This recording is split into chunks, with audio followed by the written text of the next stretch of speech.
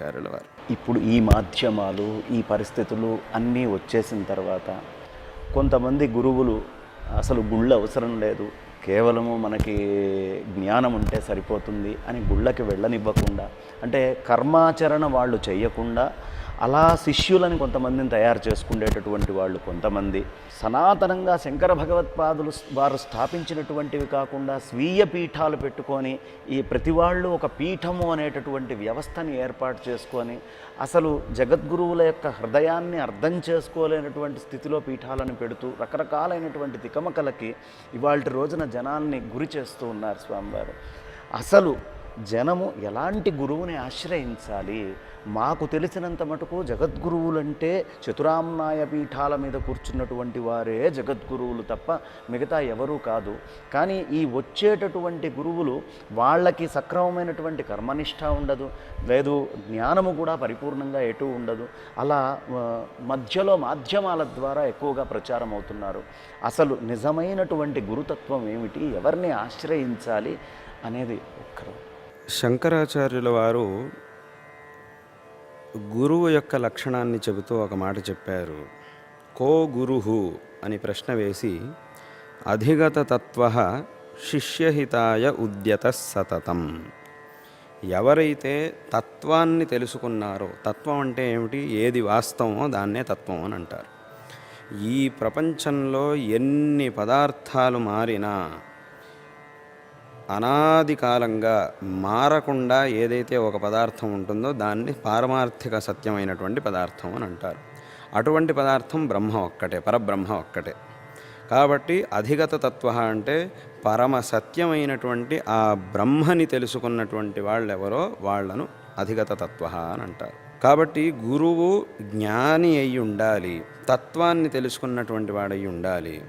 అలాగే శిష్యహితాయ ఉద్యత సతతం, సదాకాలం యోగ్యుడైనటువంటి శిష్యుడికి వాడి యొక్క యోగ్యతను అనుసరించి ఉపదేశం చెయ్యాలి. తాను తత్వాన్ని తెలుసుకోవాలి, అలాగే శిష్యుడి యొక్క యోగ్యతను చూసి దానికి తగిన రీతిలో వాడికి ఉపదేశం చేసి మార్గదర్శనం చెయ్యాలి. అటువంటి వాడిని గురువు అని అంటారు. ఈ లక్షణాన్ని శంకరాచార్యుల వారే మనకి చెప్పారు. కాబట్టి ఇటువంటి గురుత్వం, ఈ గురు లక్షణం ఎక్కడైతే కనబడుతుందో అటువంటి వాళ్ళని మనం గురువుగా స్వీకరించాలి.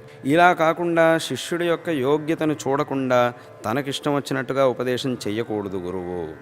అందుకే భగవద్గీతలో కృష్ణ పరమాత్మ ఒక మాట చెప్తాడు, నబుద్ధిభేదం జనయేద్ అజ్ఞానాం కర్మసంగినాం జోషయేత్ సర్వకర్మాణి విద్వాన్యుక్త సమాచరన్. గురువు తాను జ్ఞాని అయినప్పటికీ శిష్యుడు అజ్ఞాని అయితే వాడికి యోగ్యమైనటువంటి మార్గాన్నే చూపించాలి. యద్యపి గురువు తాను కృతార్థుడయ్యాడు, జ్ఞానాన్ని పొందాడు, ఎటువంటి కర్మలను అనుష్ఠానం చేయాల్సినటువంటి ఆవశ్యకత ఈయనకి లేదు. కానీ శిష్యుడికి ఉపదేశం చేసేటప్పుడు మాత్రం నువ్వు కర్మలను అనుష్ఠానం చేయక్కల్లా, నువ్వు అన్నిటినీ వదిలేస్తే బాగుంటుంది అని మాత్రం శిష్యుడికి చెప్పకూడదు. ఎందుకంటే కర్మలను పరిత్యజించడం ఈయనకి పర్వాలేదు, కానీ శిష్యుడు కర్మల్ని పరిత్యజిస్తే తద్వారా వాడు భ్రష్టుడవుతాడు. కాబట్టి గురువు ఎంత పెద్ద జ్ఞాని అయినప్పటికీ శిష్యుడి యోగ్యతను చూసి వాడికి తగిన రీతిలో ఉపదేశం చెయ్యాలి. కాబట్టి ఎవరైనా మీరు దేవస్థానాలకి వెళ్ళక్కర్లేదు, అక్కడ దేవుణ్ణి పూజించక్కర్లేదు అని అంటే అది చాలా తప్పు. అంటే ఆ శిష్యుడైనటువంటి వాడు అజ్ఞాని అయి ఈ బ్రహ్మని దీన్ని తెలుసుకునే యోగ్యత లేనివాడై ఉంటే అటువంటి వాడిని గురించి నువ్వు దేవస్థానానికి వెళ్ళక్కర్లేదు, ఏమీ చేయక్కర్లేదంటే మాత్రం అది చాలా పెద్ద పొరపాటు అవుతుంది. అందుకే భగవద్గీతలో కృష్ణ పరమాత్మ ఆ మాట చెప్పాడు, న బుద్ధిభేదం జనయేద్ అజ్ఞానాం కర్మసంగినాం జోషయేత్ అంటే కారయేత్ ఇత్యర్థ. శిష్యుడైనటువంటి వాడి చేత అనేక కర్మలను అనుష్ఠానం చేయించాలి వాడి యోగ్యతకు అనుసారంగా. ఈ మాటనే శంకరాచార్యుల వారు శిష్యహితాయ ఉద్యత సతతం, శిష్యుడి యొక్క హితం కోసం ప్రయత్నించేటటువంటి వాడు, సదాకాలం శిష్యుడి శ్రేయస్సుని కోరేటటువంటి వాడు గురువు. ఎలా కోరాలి అంటే ఈ రకంగా ఇప్పుడు చెప్పినట్టుగా శిష్యుడి యోగ్యతను చూసి యోగ్యమైనటువంటి రీతిలో యోగ్యమైన కాలంలో యోగ్యమైనటువంటి కర్మలను చేయడానికి మార్గదర్శనం చెయ్యాలి శిష్యుడికి. అటువంటి వాడిని గురువు అని అంటారు. అలా కాకుండా తాను అనుభవం తెచ్చుకోకుండా, అంటే ఆ బ్రహ్మని అనుభవానికి తెచ్చుకోకుండా, ఇటు కర్మలను అనుష్ఠానం చేయకుండా, ఇవన్నీ మిథ్యా కాబట్టి ఇవన్నీ చేయక్కర్లేదు అనడం, అటేమో బ్రహ్మ మార్గంలోనూ ముందుకు వెళ్లకుండా ఉంటే అటువంటి వాడిని గురువు అని అనకూడదు. అందుకే వెనకటి వాళ్ళు దీనికోసం ఒక మాట చెప్పారు. సాంసారిక సుఖాసక్తం అహం బ్రహ్మేతి వాదినం వర్జయేత్ కర్మ బ్రహ్మ ఉభయభ్రష్టం తం త్యజేద్ అంత్యజం యథా అని.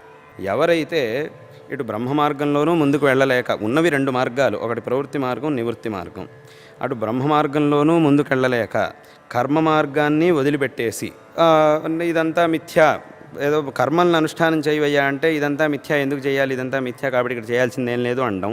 అలాగైతే పోనీ బ్రహ్మ విచారమైనా చెయ్యి అంటే అది చేయకుండా ఉండడం, ఇదంతా మిథ్యా అనేసి ఊరికే కూర్చుంటే అటువంటి వాడు ఇతో భ్రష్ట తతో భ్రష్ట, రెండు వైపుల నుంచి భ్రష్టుడు అవుతాడు. అటువంటి వాడికి మనం విలువ ఇవ్వకూడదు అని శాస్త్రం చెప్తోంది.